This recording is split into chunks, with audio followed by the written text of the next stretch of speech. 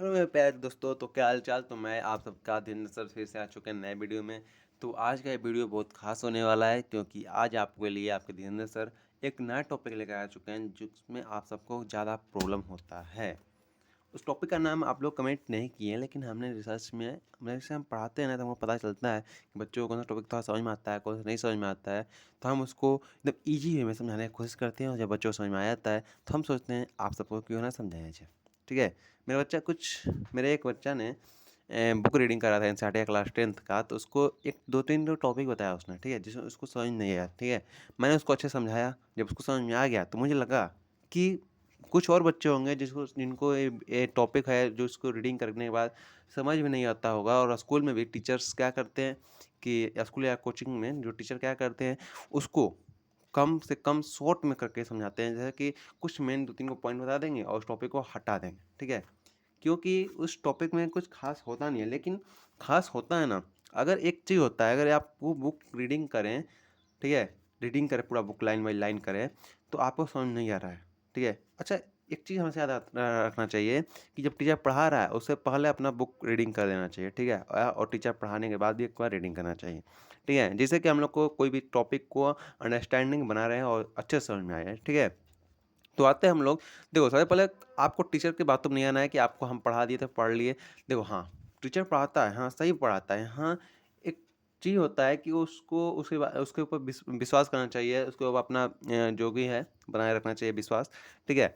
लेकिन वो सही पढ़ाता है। लेकिन सही पढ़ाने का मतलब ये नहीं कि आप लोग एकदम अंधा विश्वास करिए। आप उनसे क्वेश्चन कर सकते हैं, क्यों किए, कैसे किए, ये चीज़ कैसे हो रहा है, यही लोग क्यों कर रहे हैं। ठीक है। इसके बारे में क्वेश्चन करना चाहिए, कैसे हुआ, क्या हुआ, कब हुआ, क्या ना क्यों हुआ।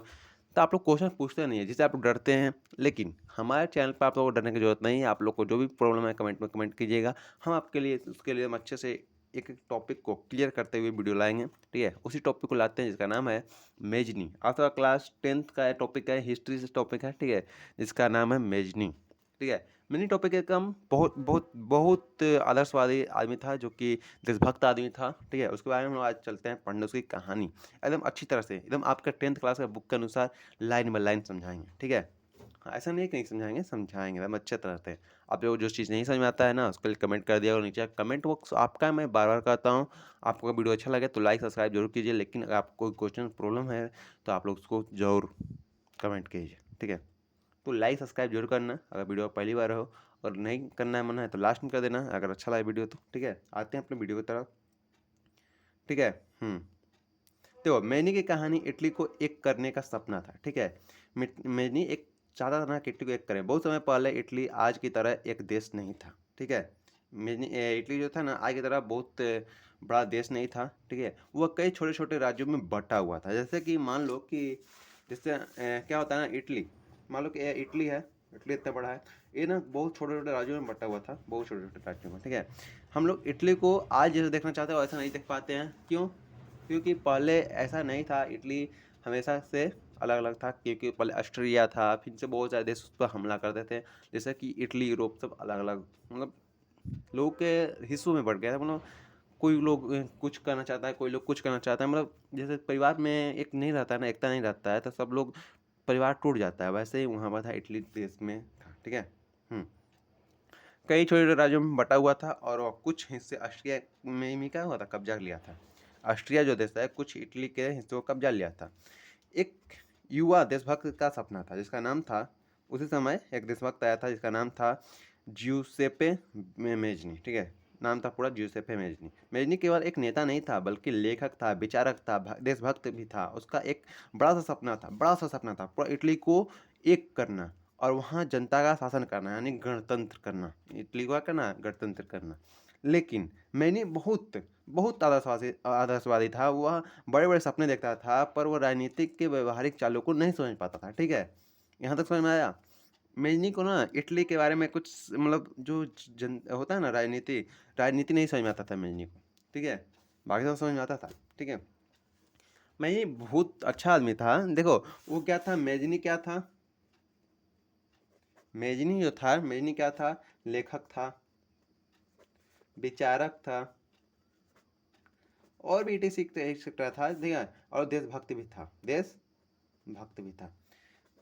जो मेजनी था ना वो चाहता था कि मेरा देश एक हो जाए, मेरा देश एक हो जाए, एक हो जाए। कौन? Italy, Italy. फिर से इसने young Italy, young India, sorry young Italy young Europe भी स्थापना किया। ठीक है, देखो यंग इटली का स्थापना इसने किया, कब किया? तो 1831 में किया था। मेजनी ने यंग इंडिया का जो यंग इटली का जो स्थापना किया था ना, इस संस्था का स्थापना किया था। उसने युवाओं को कहा था इस संस्था में कि आओ हम सब मिलकर इटली को विदेशियों से मुक्त करें और एक मजबूत गणराज्य देश बनाए, राष्ट्र बनाए। ठीक है, समझ में आया? इस संस्था का एक ही उद्देश्य था, ऑस्ट्रिया जैसे विदेशी देशों से क्या उसको हटाना अपने देश से, फिर इटली को एक करना और गणतंत्र स्थापित करना, यानी कैसे गणराज्य स्थापित करना। ठीक है, ये इसका 3-4 ठो मेन कारण था जिसको ये लोग इम्प्लीमेंट करना चाहते थे इटली देश में। फिर 1831 के बाद 1834 में इन्होंने यंग यूरोप नाम का भी स्थापना किया। कब किया? 1834 में। ठीक है, 1800 इन्होंने 1831 में यंग इटली और 1834 में, 34 में ना young Europe, young Europe, young Europe का स्थापना किया। ठीक है, यंग यूरोप का स्थापना किया, इधर है। ठीक है, यंग यूरोप का स्थापना किया। मैंने केवल इटली को आज़ाद नहीं कराना चाहता था, बल्कि 1834 में उसने यंग यूरोप नाम का संस्था बनाया, जिसके अंतर्गत क्या करना चाहता था, जिसके अंतर्गत वो एक इस संगठन में वो चाहता था ना कि उसका मानना था, ठीक है, इस संगठन में जैसे कि इटली को स्वतंत्र करना उसका सपना था, वैसे यूरोप को भी दूसरे देशों से आज़ादी दिलाना सपना था। ठीक है, हाँ। अब आगे आते हैं कि इसलिए उसने पूरे यूरोप के राष्ट्रीय आंदोलन को समर्थन दिया। ठीक है, हाँ, भले उसको राजनीतिक समझ नहीं आता था, लेकिन उसने समर्थन दिया। 1848 में की क्रांति में एक बहुत महत्वपूर्ण भूमिका उसने निभाया। 1848 में पूरे यूरोप की क्रांति की लहर फैल गई और फ्रांस, जर्मनी, ऑस्ट्रिया सहित कई देशों की जनता का उस सड़कों पर उतर आई। ऑस्ट्रिया ऑस्ट्रिया एक शक्तिशाली मंत्री जिसका नाम था क्या? मेटरनिक। ठीक है, वो भी मेजनी से डरने लगा और देश छोड़ने को मजबूर हो गया। ठीक है, और आप लोग चाहते हैं कि मेटरनिक के बारे में एक वीडियो ला दें, अगर बुक में दिया होगा, ठीक है, तो हम लाएंगे। ठीक है, नेक्स्ट वीडियो में आप लोग इस वीडियो पर अगर 50 से 60 कमेंट सॉरी लाइक कर देंगे और इसी वीडियो से कम से कम 10-12 को सब्सक्राइब भी बढ़ जाएगा ना, तो जरूर लाएंगे। ठीक है, कम से कम 15 सब्सक्राइबर कर दो, 15 सब्सक्राइबर इस वीडियो से आना चाहिए, 15 सब्सक्राइबर और 60 लाइक हो जाएगा। चलता है वीडियो में, करो, तुम लोग का काम है करना, हमको पढ़ाना काम है, पढ़ाते हैं। ठीक है, हम तुम लोग को एक टारगेट दे दिए, इस टारगेट को पूरा करो। यह देखकर मेजनी को लगा कि अब मेरा सपना पूरा हो रहा है, कि मेटरनिक क्या डर गया। वाह वाह, वह फिर से इटली के राजनीतिक में सक्रिय हो गया। भले उसको समझ नहीं आता था, लेकिन उनका वह सक्रिय हो गया, आने लगा, राजनीतिक करने लगा अपने देशों में। समस्या कहाँ है ना, कि समस्या यहाँ है कि जब इटली को एक के लिए 3 अलग अलग विचार का सामना करना पड़ा। जैसे कि मेजनी का विचार आया, मेजनी चाहता था कि इटली एक हो जाए, जनता का शासन चुना जाए, यानी जनता के द्वारा सरकार चुना जाए, गणराज्य बन जाए हमारा देश। ठीक है, लेकिन वहीं पर चार्ल्स एल्बर्ट नाम का एक विचारक आया, जो कि पहले से ही राजा था। ठीक है, इटली को एक करना। ठीक है, लेकिन उसका नेतृत्व था कि अभी भी राजतंत्र बने। ठीक है, बाद में आया पोप का विचार, पोप भी चाहता था इटली एक हो जाए, क्या एक हो जाए। फिर उसने सोचा कि इटली है ना, जहाँ पर धार्मिक राज्य बने, धार्मिक देश बने, धार्मिक मतलब धर्म के अनुसार यहाँ पर राजा चुना जाए। ठीक है, क्या हुआ ना कि तीनों नेताओं के विचार अलग अलग थे। सब अपने अपने तरीकों से इटली को अलग करना चाहते थे। ठीक है, इतना बात समझ में आया। इस कारण आपस में वो क्या हुए, उनके बीच में मतभेद बढ़ गया। इटली का एकीकरण का हुआ, रुक गया। ठीक है, ऑस्ट्रिया का हमला हुआ, फिर से हमला हुआ और फिर उसी बीच ऑस्ट्रिया ने इटली के कुछ क्षेत्रों पर हमला करके उसे जीत लिया। सैंडरिया पिंडमाउंट के राजा चार्ल्स एल्बर्ट ने मुकाबला किया, लेकिन हार गए, क्योंकि ऑस्ट्रिया फिर से क्या हुआ, बहुत शक्तिशाली हो गया ना। उसने इटली के चल रहे जो भी जन आंदोलन चल रहा था, इसे कि जिसको मेटरनिक और मेटरनिक करें मेजनी चला रहते हैं, उन सबको रोक दिया, दबा दिया। ठीक है, मेजनी का दूसरा हार, ये बहुत बड़ा हार था मेजनी का। ठीक है, ऑस्ट्रिया के जीत के बाद मेजनी को आंदोलन भी कमजोर पड़ गया। ऑस्ट्रिया जब जीत गया ना, तो मेजनी का आंदोलन कमजोर पड़ गया। फिर उसने क्या किया, फिर उसने फिर से सॉरी उसे फिर से हार का सामना करना पड़ा और अपनी जान बचाने के लिए क्या हुआ, देश छोड़कर पलायन कर गया, कहीं और चला गया। ठीक है, हाँ, ठीक है, वो क्या हुआ, देश छोड़कर चला गया। ठीक है। अब यहाँ से क्या होता है कि हम लोग का टॉपिक होता है क्लियर, और आपके परीक्षा में कुछ टॉपिक आ सकते हैं। हाँ, जैसे कि परीक्षा के आंसर होता है ना, ट्रिक्स ट्रिप्स एंड, याद कर लो।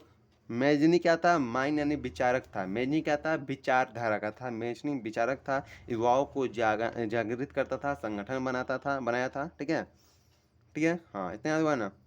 आते हैं अब आगे। जैसे कि आपके लिए कुछ क्वेश्चन हमने लिख के लाया था, जैसे कि दिखा दें। अगर आप लोग क्वेश्चन चाहते हो ना, तो मैंने जो टारगेट दिया उस टारगेट को पूरा कीजिए। आप सबको हम वीवीआई क्वेश्चंस भी लाएंगे इसी चैप्टर पर, ठीक, इसी चैनल पर। ठीक है। अगर आप चैनल पर पहली बार हो तो चैनल सब्सक्राइब करो, वीडियो को लाइक करो, और चलते हैं नेक्स्ट वीडियो में। मिलते हैं, बाय बाय। और अच्छे से, बहुत अच्छे से मिलेंगे इस बार। फेस के साथ मिलेंगे, बोर्ड के साथ मिलेंगे। आ सकता है हम लाइव अच्छे से मिलेंगे, भले लाइव नहीं आ सकते हैं लेकिन अच्छे से मिलेंगे। ठीक है, मिलते हैं नेक्स्ट वीडियो में। Bye bye, Tata.